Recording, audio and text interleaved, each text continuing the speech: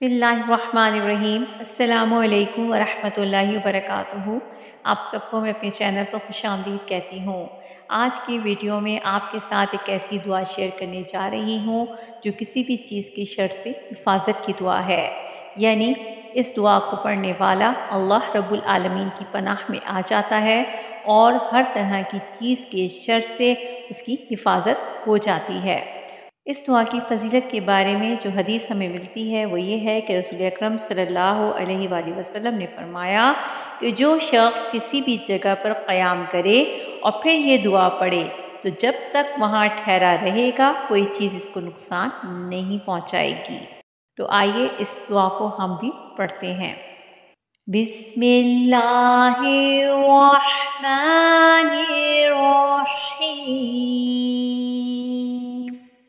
अऊज़ु बिकलिमातिल्लाहि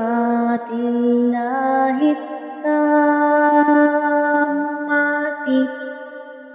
मिन शर्रि मा खलक़। अऊज़ु बिकलिमातिल्लाहि त्ताम्माति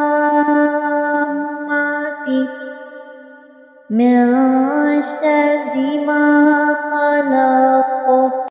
तर्जुमा: मैं तमाम मखलूक़ात के शर से अल्लाह रब्बुल आलमीन की पनाह में आती हूँ। सदक़ल्लाहुल अज़ीम।